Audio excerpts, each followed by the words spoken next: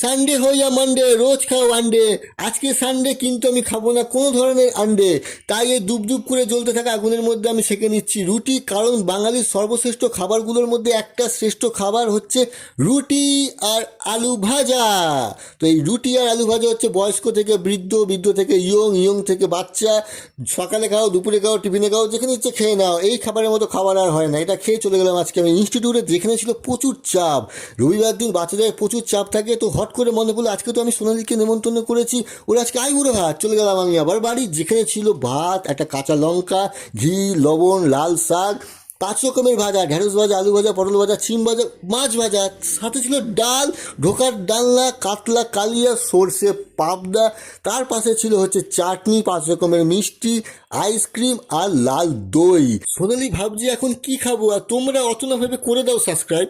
আরে করে দাও সাবস্ক্রাইব।